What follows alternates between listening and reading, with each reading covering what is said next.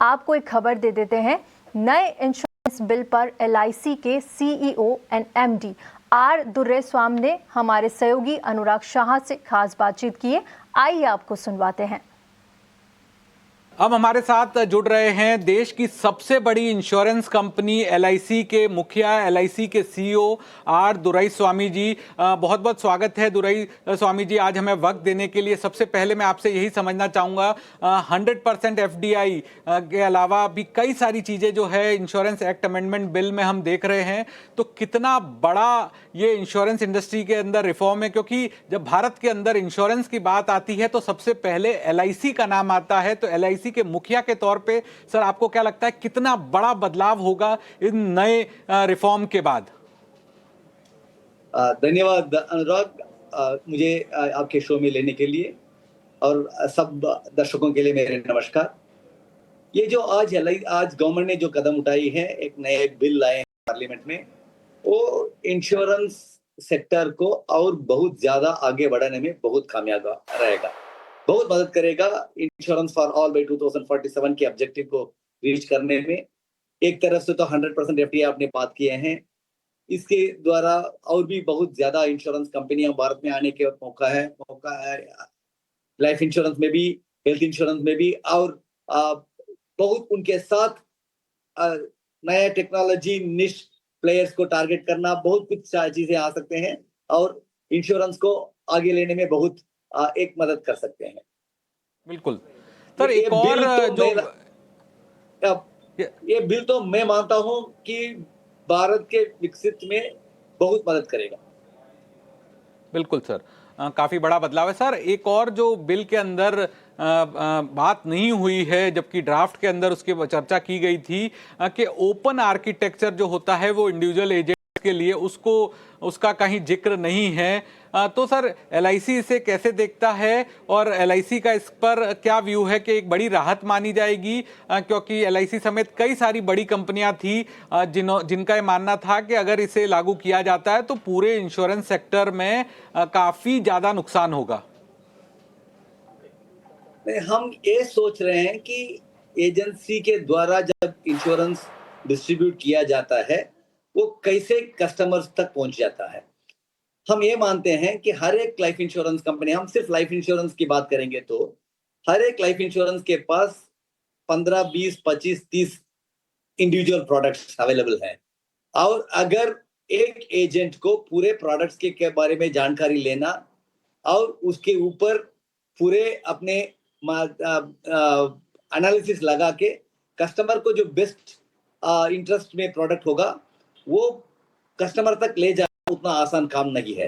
तो individual agents की बात जब उठती है, हम एलआईसी ने पूरे यही मान के चले हैं कि इंडिविजुअल एजेंट्स एक एक इंश्योरेंस के साथ जुड़ के काम करना कस्टमर की ओर से और इंश्योरेंस कंपनी की ओर से भी फायदा बन रहेगा, ये हम सोच रहे थे। इसलिए हम इंडिविजुअल एजेंट्स में ओपन आर्किटेक्चर को के बारे में हमारा जो विचार है वो गवर्नमेंट के सामने और रेगुलेटर के सामने हम रखते आए हैं।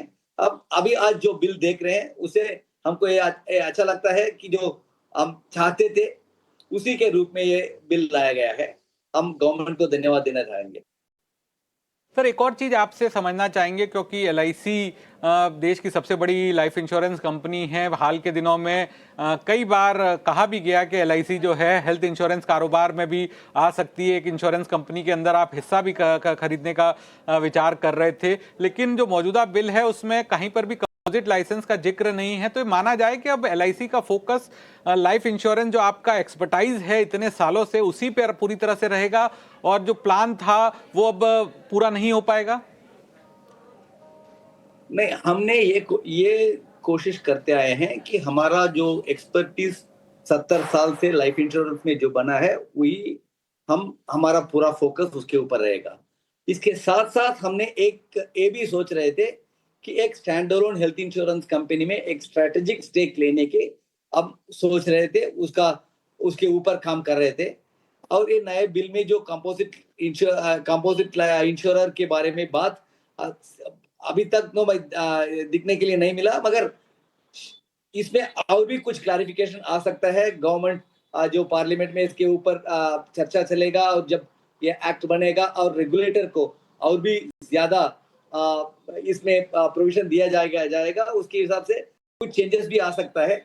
हमारी कोशिश ये रहेगा कि हम लाइफ इंश्योरेंस में पूरे ध्यान से काम करेंगे और अगर हमको एक मौका मिलता है कि एक स्टैंड अलोन हेल्थ इंश्योरेंस में एक स्ट्रेटेजिक इन्वेस्टर के रूप में एक स्ट्रेटेजिक स्टेक लेके उसके भी हम जो हमारा लर्निंग हो सकता है वो भी हम कोशिश करेंगे। हमारा प्लान उसके ऊपर भी जारी है। सवाल मेरा सर आपसे होगा कि जिस तरह से 100% एफडीआई है तो उससे आपको क्या लगता है कि कंपटीशन जो है लाइफ इंश्योरेंस में बढ़ेगा और आईआरडीए को काफ़ी ज़्यादा पावर दिए गए हैं कि एम्पावर किया गया जिसमें जो कमीशन है रिवॉर्ड्स हैं उन सब चीज़ों पे अब आईआरडीए की निगरानी काफ़ी बढ़ेगी, तो इससे इंश्योरेंस इंडस्ट्री में क्या बदलाव होते हुए देख रहे हैं आप? एक तरफ से तो 100% एफडीआई के अनाउंसमेंट के होने से और भी ज्यादा इंश्योरेंस कंपनियां भारत में आ सकते हैं। शायद लाइफ इंश्योरेंस में भी, हेल्थ इंश्योरेंस में भी या जनरल इंश्योरेंस के कुछ निश एरियाज में भी कंपनियां और भारत में प्रवेश कर सकते हैं। उसके द्वारा कंपटीशन बढ़ भी सकता है मगर उसके साथ साथ कस्टमर्स को चॉइस भी बढ़ेगा। तो ये नए कंपनियां आने से टेक्नोलॉजिकल डेवलपमेंट जो है वो भी और भी आगे बढ़ सकता है और कस्टमर्स के बेनिफिट और भी थोड़ा ज्यादा हो सकता है, हम ये मान के चलते हैं। मगर लाइफ इंश्योरेंस कॉर्पोरेशन जो है 70 साल से इंश्योरेंस मार्केट में लीडर रह चुका है। हमारा लीडरशिप, हम किसी भी हालत में लीडरशिप का पोजीशन मेंटेन करके जाने के पूरे कोशिश हम करते जाएंगे। दूसरी तरफ से आईआरडीए को रेगुलेशंस में और भी ज्यादा प्रोविजंस इस बिल में दिया जा रहा है।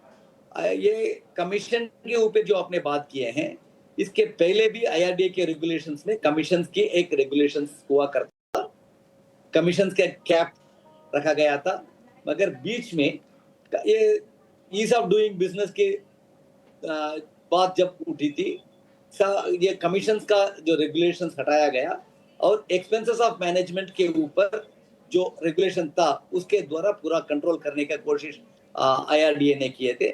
वापस जो बिल में प्रोविजन आए हैं इसके द्वारा शायद कमीशन की कैप या रिस्ट्रिक्शन आईआरडीए ला सकता है और उससे ज्यादा ये लाइफ इंश्योरेंस डिस्ट्रीब्यूशन में ट्रांसपेरेंसी ज्यादा बढ़ने का मौका दिया गया है।